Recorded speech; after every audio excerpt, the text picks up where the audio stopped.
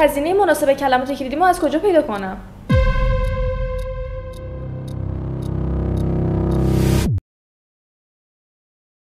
سلام، اینجا ادین آژانس تبلیغاتی گوگل. من زهرا زمانی، کارشناس گوگل ادز هستم. انتخاب کلمات کلیدی مناسب برای کمپین تبلیغاتیتون با هزینه به ازای هر کلیک مناسب یا همون CPC مناسب از فاکتورهای خیلی مهم برای داشتن یک کمپین تبلیغاتی گوگل ادز موفق هستش.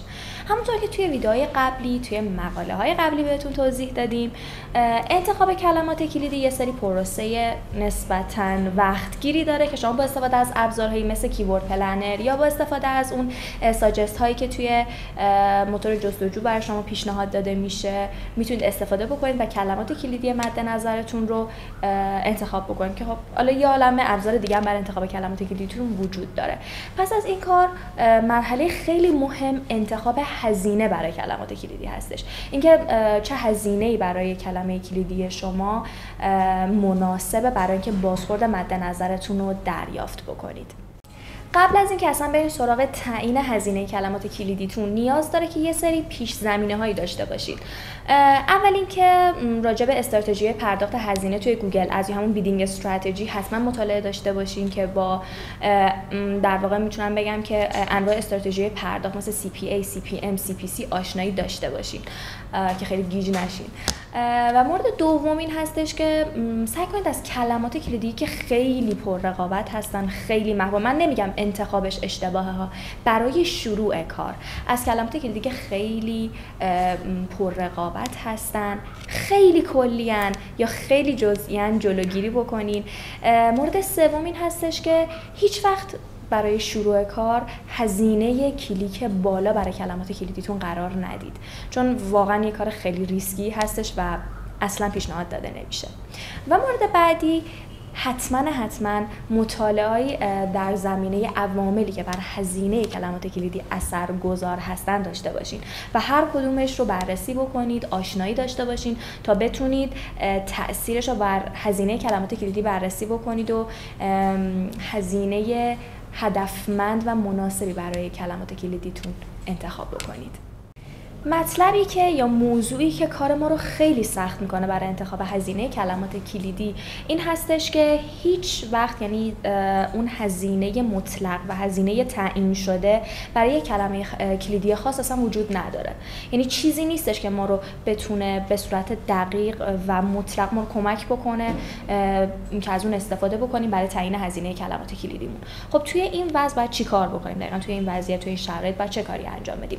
اولین کاری که میتونم بگم نسبتاً نه 100% میتونه ما رو کمک بکنه استفاده از ابزار کیورد پلنر هستش. همونطور که قبلا بهتون توضیح داده شده و پیشنهاد میکنم لطفاً ویدیوشو تماشا بکنید، این هستش که شما با استفاده از کیورد پلنر میتونید لیستی از کلمات کلیدی مد نظرتون مشاهده بکنید و علاوه بر اون یه قابلیت دیگه که کیورد پلنر داره این هستش که میزان رقابت یا هم بهتر بگم سطح رقابت و میزان محبوبیت کلمات کلیدی رو هم به شما نمایش میده و اگر کلمات کلیدی شما جزو کلمات کلیدی محبوب یا پر سرچ باشه، هزینه تقریبی برای اینکه در واقع توی رتبه بندی موتور جستجوی گوگل به کاربران نمایش داده بشم، اون هزینه نسبی رو به شما نمایش میده.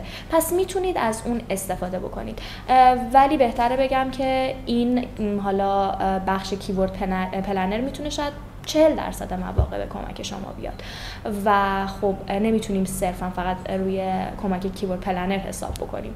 خب پس شما میگی کیورد پلنر همیشه منو کمک نمیکنه، بعد الان چی کار بکنم؟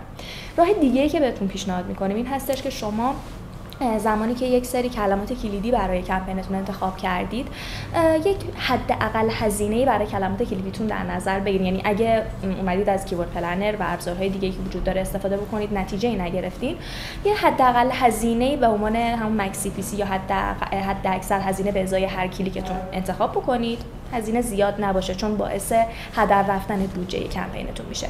این حداقل هزینه رو که انتخاب کردید میتونید با توجه به نمایش، یعنی زمانی که کمپینتون ران شد، با توجه به کلیک ها و نمایش تبلیغاتتون کاملا دستتون میاد که آیا این هزینه‌ای که من برای کلمات کلیدیم قرار دادم برای من مفید هستش یا نه، آیا باید افزایش پیدا بکنه یا کاهش پیدا بکنه.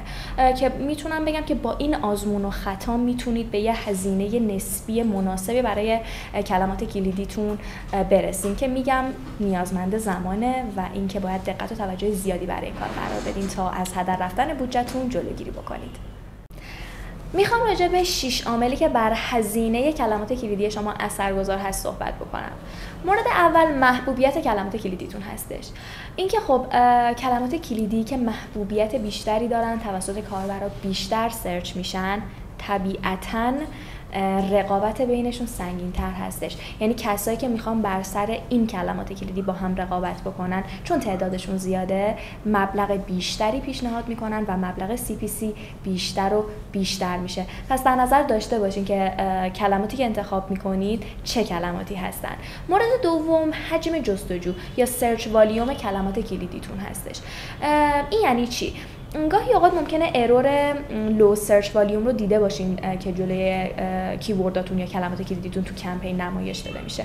این به این معنا هستش که کلمات کلیدی شما به خاطر اینکه خیلی جزئیه یا خیلی طولانیه، چیزی نیستش که اغلب توسط کاربرا سرچ بشه یا خیلی متداول باشه.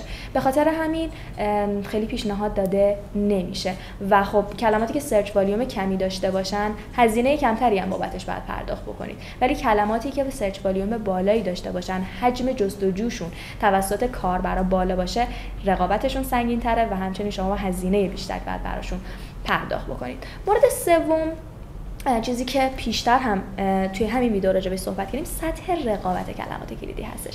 وقتی یک کلمه کلیدی محبوب تره، بیشتر توسط رقبا هم استفاده میشه و خب حجم جستجوی روزانش هم بالاتر هستش. یعنی دو عامل بالا رو هم در بر میگیره.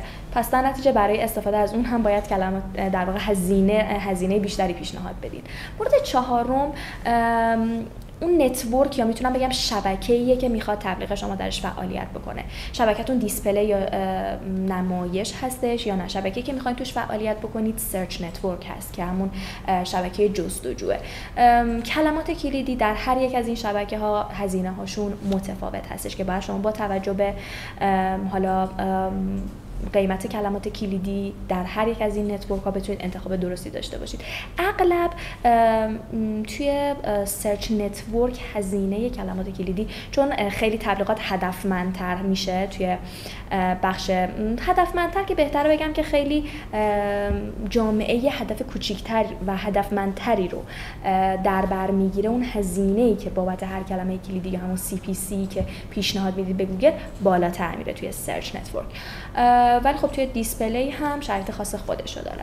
مورد بعدی که میخوایم بریم سراغش و خیلی خیلی پر اهمیت هستش، کوالیتی اسکور و تأثیر اون بر هزینه کلمات کلیدی شما هستش. پیشتر خیلی زیاد راجع به کوالیتی اسکور و اهمیت اون توی مقاله ها، ویدیوهای مختلف که لینکش رو حتما براتون توی دیسکریپشن میذارم صحبت کردیم. میدونین کلا کوالیتی اسکور یک معیار خیلی مهم هستش که از بین 1 تا 10 به هر کیورد کمپین تبلیغاتی شما تعلق میگیره و روی عوامل مختلفی تاثیر میذاره. یعنی زمانی که کوالیتی اسکور یک کلمه کلیدی بالا باشه، اون هزینه‌ای که شما مکس CPC یا کلا CPC، هزینه‌ای که بابت هر کلمه کلیدی به گوگل پرداخت میکنید کاهش پیدا میکنه. رتبه بندی هم میتونم بگم ادرنگ تبلیغات شما، رتبه بندی تبلیغات شما بهتر میشه و خب چی از این بهتر که ما بیایم کوالیتی اسکور رو بررسی بکنیم، سعی کنیم کلمات کلیدی رو که قابلیت گرفتن کوالیتی اسکور بالاتری رو دارن انتخاب بکنیم. و مورد بعدی که میخوایم بریم سراغش فصلی بودن هزینه کلمات کلیدیه.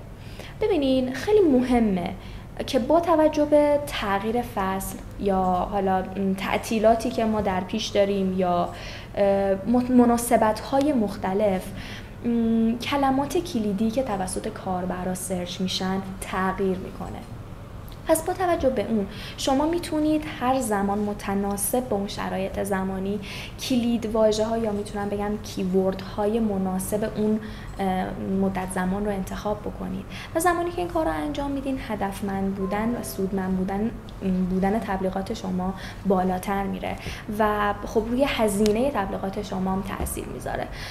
نمیگم گاهی اوقات که خب مثلا شما با توجه به فصلی که درش هستین میان یک سری کلمات کلیدی پررقابت انتخاب میکنید و خب طبیعتاً مجبورید که هزینه بیشتری هم برای این کلمات کلیدی انتخاب بکنید، ولی میدونید که این کلمات کلیدی توسط کاربرا سرچ میشه و خب طبیعتاً تبلیغ شما براشون نمایش داده میشه. در آخر بهتره بگم که خب من اول ویدیو گفتم برای شروع کار بهتره کلمات کلیدی کم رقابت رو انتخاب بکنید، ولی این روند ادامه پیدا نمیکنه. زمانی که حالا کمپین تبلیغاتی شما فعالیت میکنه، شما کم کم کلمات کلیدی پر رقابت هم جزء کلمات کلیدیتون قرار میدین و خیلی قدرتمند شروع میکنید با رقباتون رقابت کردن و چون یک پیش زمینه، یک تجربه‌ای در زمینه فعالیت با کلمات کلیدی کم رقابت داشتین و میانگین هزینه هاشون به قولی دستتون اومده، خیلی میتونید راحت تر توی این رقابت شرکت بکنید و نتیجه‌ای که مد نظرتون هست رو دریافت بکنید.